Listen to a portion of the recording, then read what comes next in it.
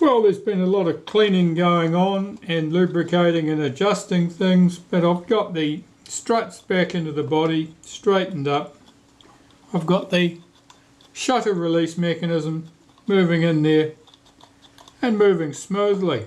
I'd like to say there was very limited resistance. It's still not as smooth as I'd like, but well, it's smooth, but there's resistance there, you could say. There's drag.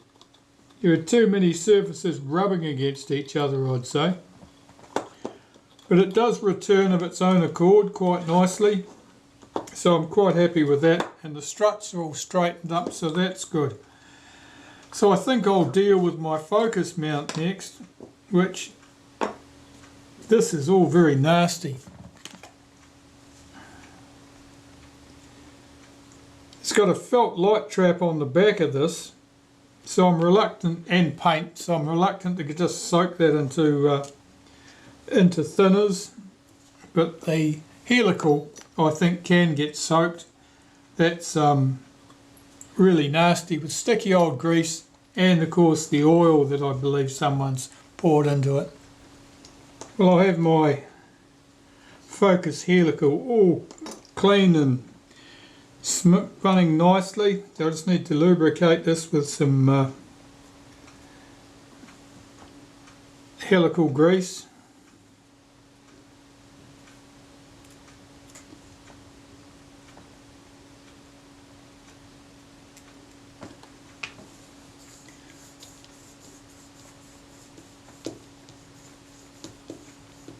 Just work that in, that's running nicely.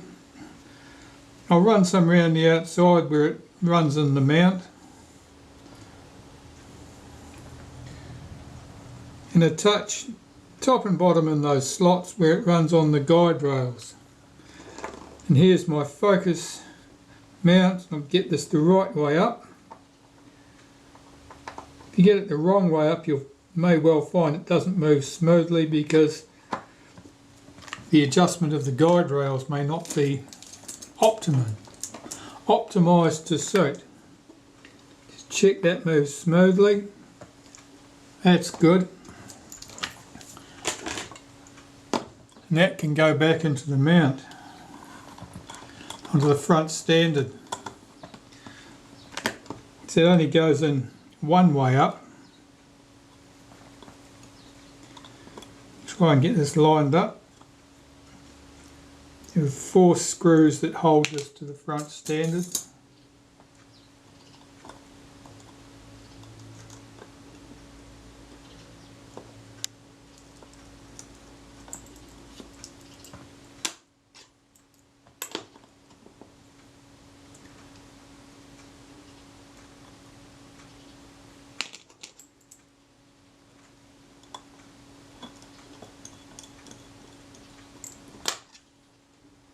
These were the screws that were tight to quite tight undoing them. I think the thread form on these, or the screw holes, must be not quite right. Perhaps the tap was somewhat worn that tapped the holes for them. Anyway, I'll get these 4 screws tightened up.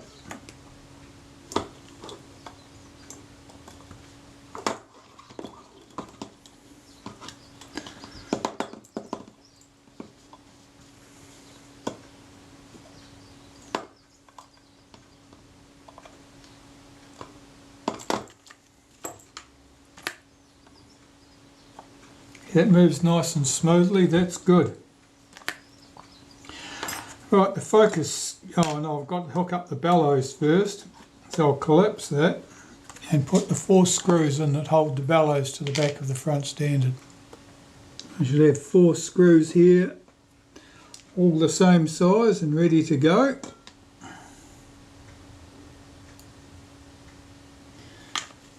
I'll just give them a quick clean because they look a bit grubby.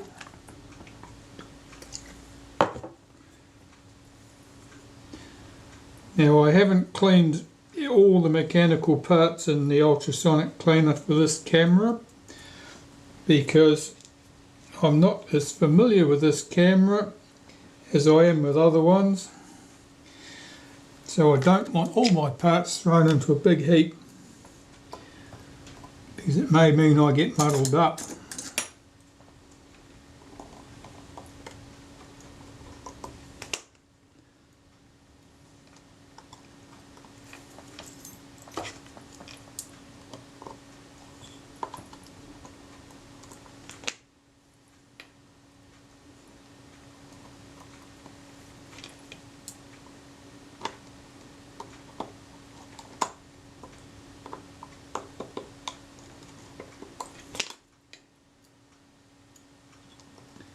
These screws are going through a layer of felt and a layer of leather between the metal surfaces, so they don't just pull up tight like screws holding pieces of metal directly together.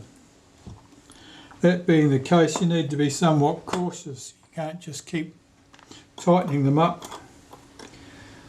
They're never going to come to an obvious stop. I'm just getting my focus scale ring lined up with my alignment marks that I'd carefully made there.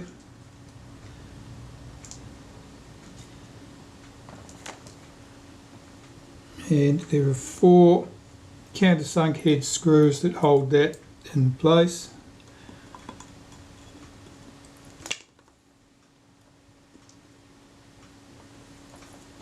I can see numerous little dents in the focus scale ring where the outer helical and the focus scale ring have been held together in a different position to this in the past for whatever reason. So I'll be checking the focus very carefully when I get to that stage. It's by no means certain that this is the correct position. It is the position that pieces were in. Why is that not, struts are not popping up into place there.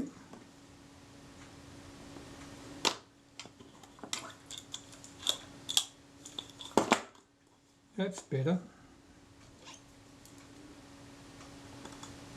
Those 4 screws just need to be nipped up. If you over tighten them, you end up distorting the outer helical and then the focus won't move smoothly. We've got this coupling plate here that couples to our rangefinder coupling.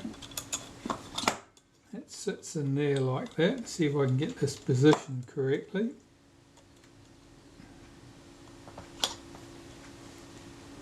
And there were 2 tiny screws. Now I was going to check those because I wanted to make sure that I had the best possible screws on the top cover.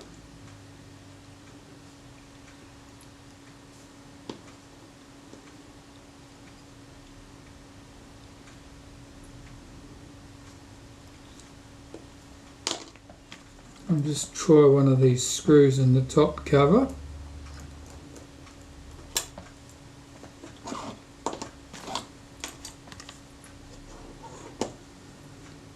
See if it'll do the job for me.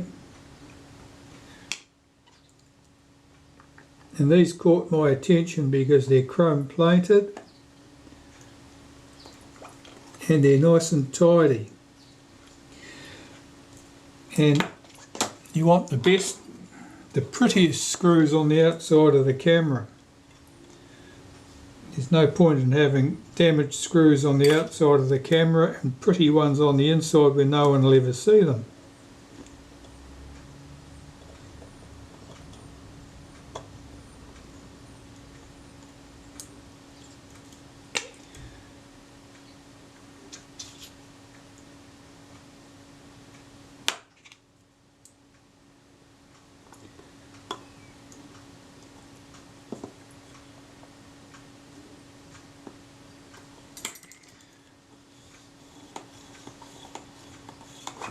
That's good, the rangefinder coupling moves as it should.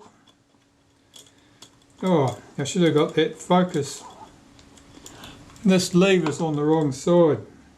I'm going to pull this all off now and swing that arm back where it should be.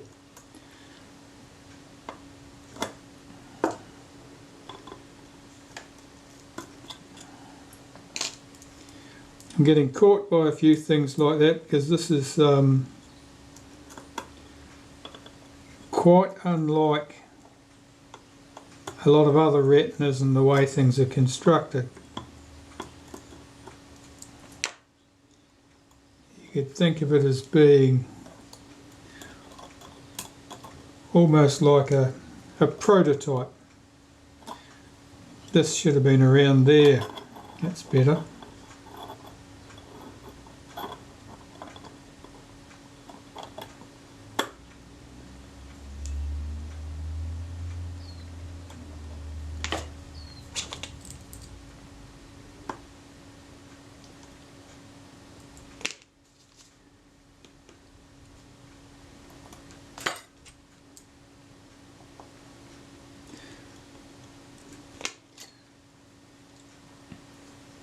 Minor adjustments for focus are easily achieved by swapping the number and thickness of shims behind the shutter.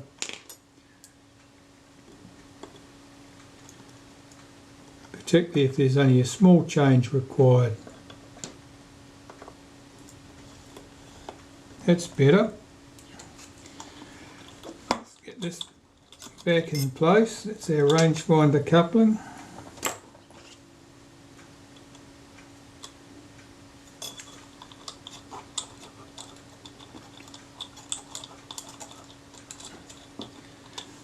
This was a method of coupling they never used again.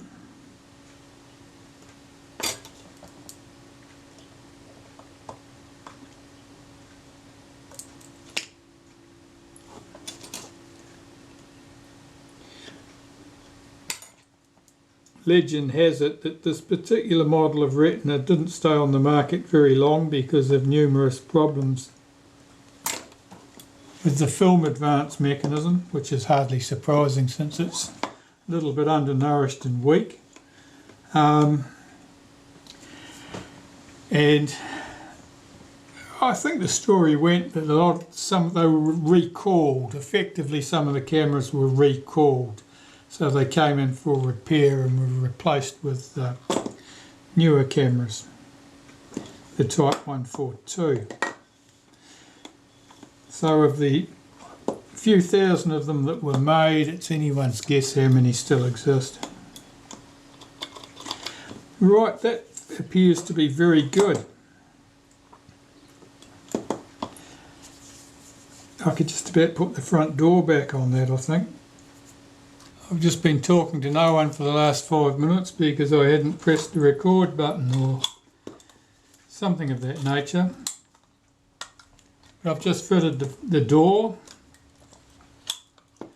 That all appears to work nicely. You have to be careful with the shutter release flapping like that. When you open and close it, it can catch. You could actually bend that mechanism, so you got to be a bit cautious. Alright, well I'm quite happy with the state of that. That appears to be good. I can start dealing with the film advance mechanism next, I think. So I'll start cleaning componentry up. You can see on this component that yellow colour. It's like a lacquer. Now that's oil. That's what oils do that. Over time they break down and they'll leave like a lacquer on the surface. That lacquer can be very hard. It can provide a high friction surface, and it's very hard to get rid of. It does not dissolve easily with solvent. The naphtha's moving that, but not very energetically. But that's simply the result of old oils and grease, where it breaks down and, and I suppose it oxidises.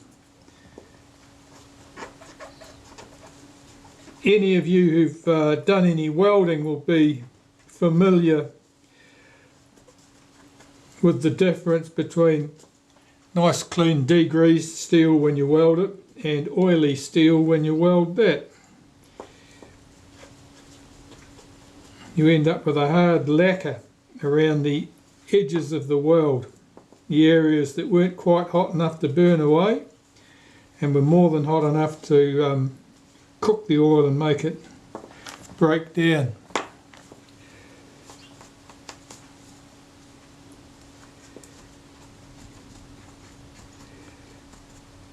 This lot's all very greasy, and this is because I strongly suspect that somebody oiled this.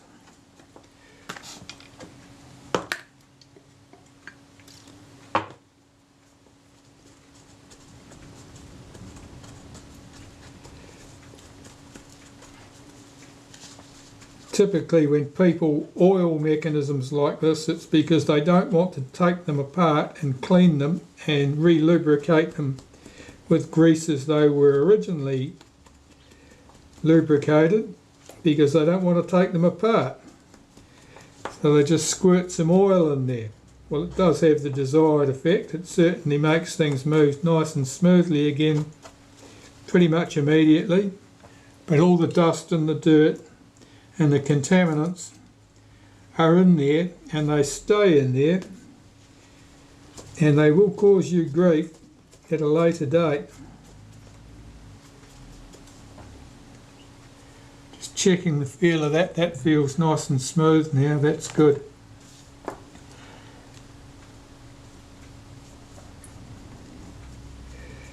It's the 3 screws that hold it to the casting. Get them clean.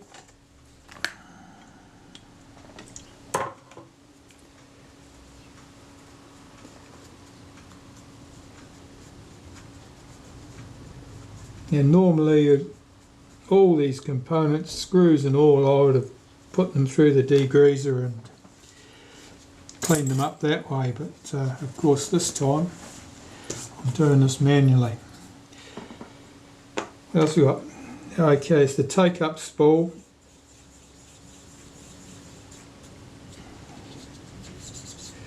It'll need to be cleaned.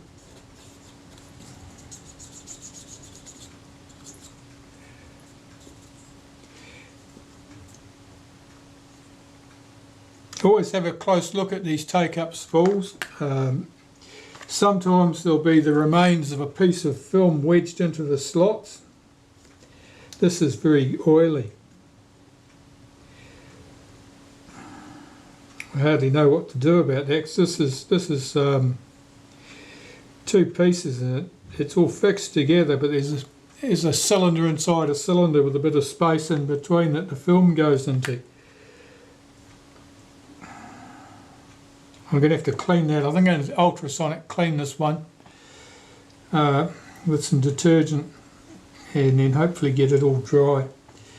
There's just a lot of oil inside this, and when somebody's oiled it, and it'll come out on the end of the film if it doesn't come out anywhere else. Well, I've got this quite clean. I can see something stuck there in the slot.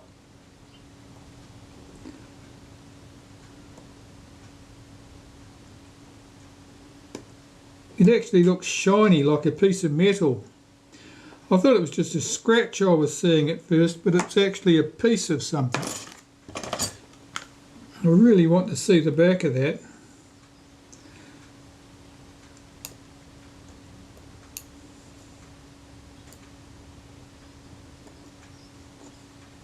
Yeah, a little fragment of metal. Now I'll try poking round a piece of film round in there and see if there's anything trapped in those slots.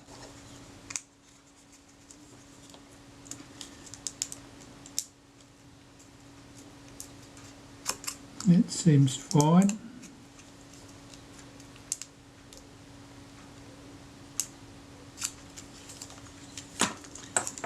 That seems fine.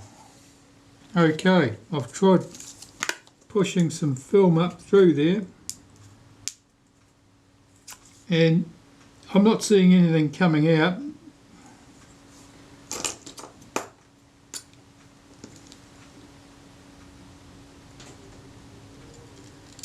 Another little bright spot there, but I think that one is a scratch. Okay, well I'm just going to dry this very carefully before I put it back in the camera. Alright, I'll apply some synthetic grease to that spindle there and that spring. It's probably a bit more generous than I need to be. Put the film spool in place.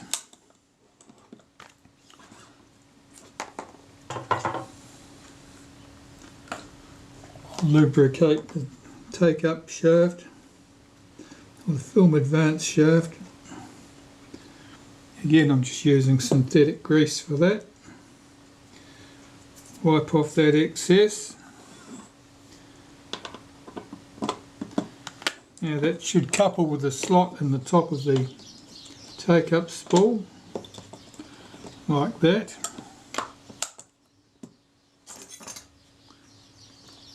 And there are 3 screws to hold the film advance shaft in place, or the bush in place. That moves smoothly. It'll turn in either direction.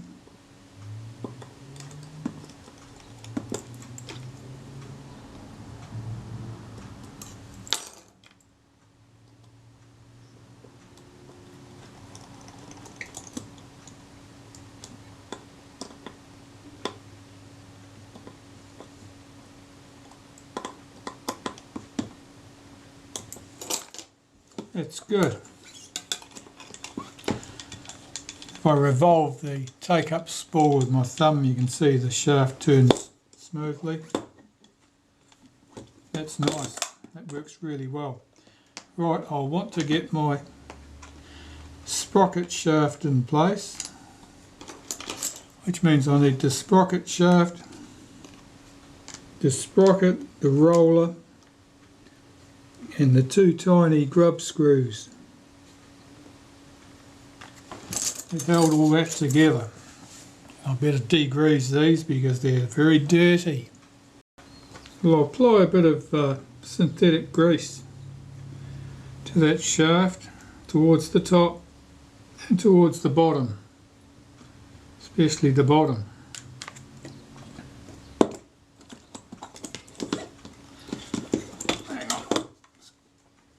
Close the front of this camera. Right, feeding this in from the top. First we want our sprocket on there.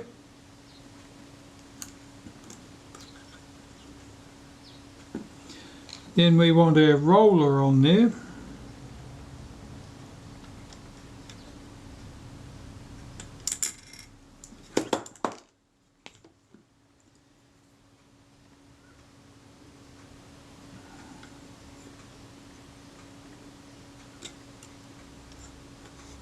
Okay, now I've got to line up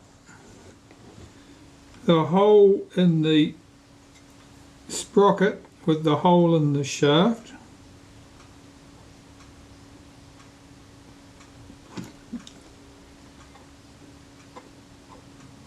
I'm just feeling for it with the tip of my tweezers at the moment.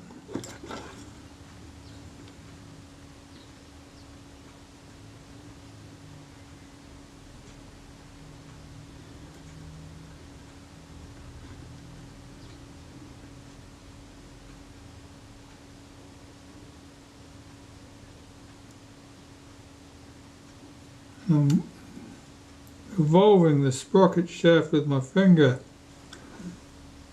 but I'm not seeing the holes turn up. Let's have a look at the bottom. Yep, there's the hole at the bottom.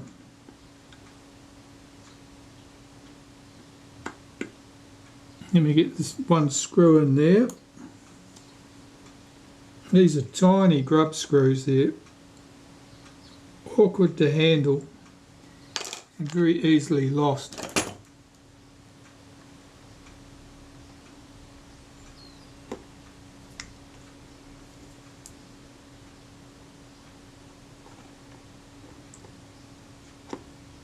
So just slipping around until I get that grub screw located. Well, that's it located. Do that up.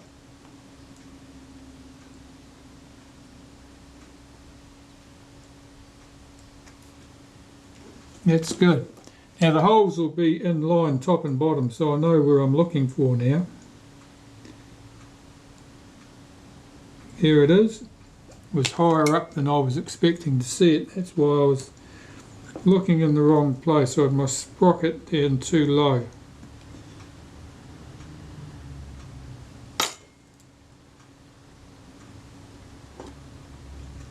Get the screw started.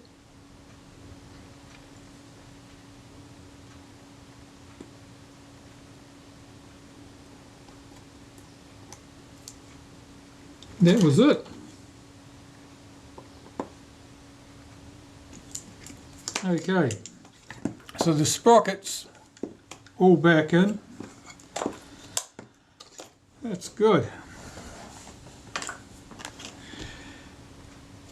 Now I can start assembling some of the rest of this mechanism. Of course, some of it's a bit complex looking. Okay. I'll just clear my bench and work out what I'm doing next. Well, I can start putting back together some of this Film Advanced stuff. I can start with this. This is all one unit. Just putting a bit of synthetic grease in there and some on the gear. That's pressed together, that unit is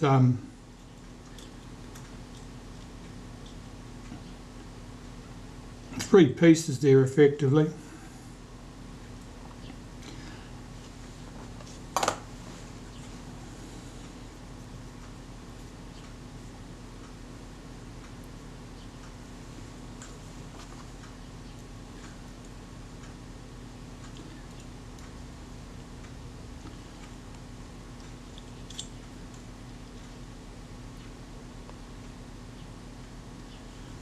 Now, I think I've got that the right way round.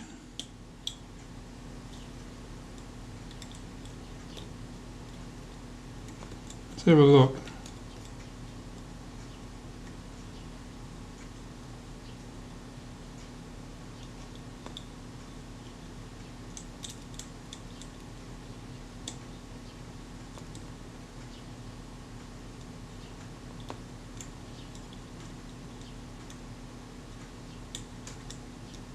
No, I think I've got that 180 degrees out.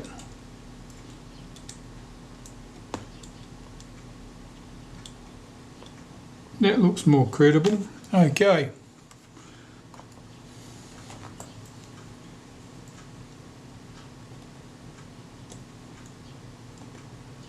Put that piece back in.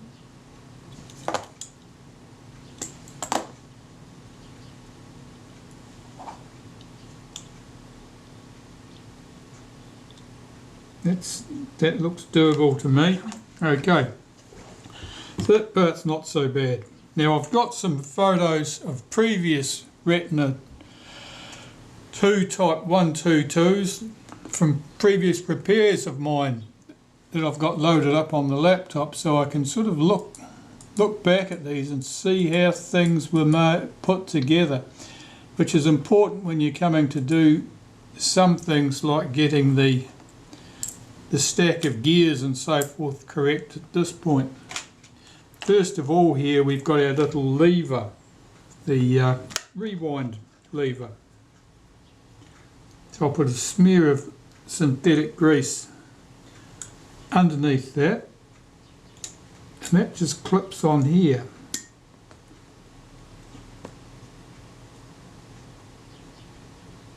There's a little screw head visible here, round screw head, and it drops into a little detent on that lever. On top of that, we have a washer, and I can tell which way it goes because it's quite shiny on one side where it's rubbed on the metal.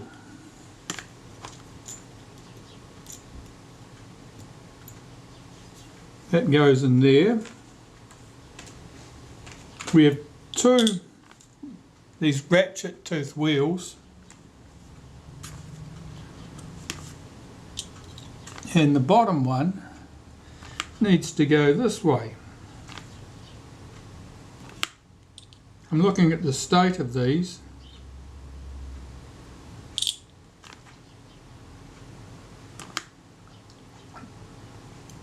This is the better of the two. The teeth on the other one is slightly damaged.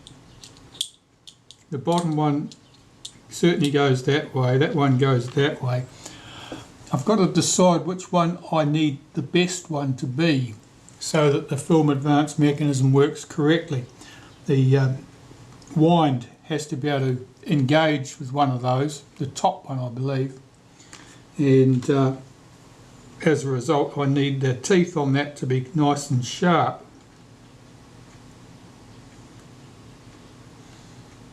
Yeah, the top one. So the best one I want at the top.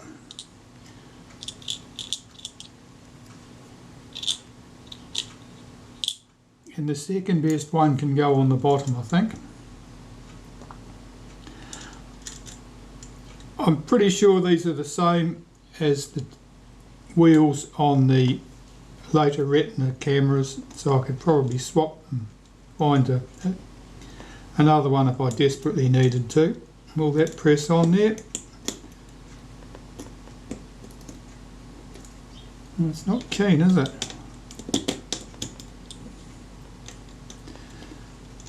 And that was, yeah, definitely got a bit of a set to that one, doesn't want to go on. So my best laid plans of swapping pieces from one to the other may not work.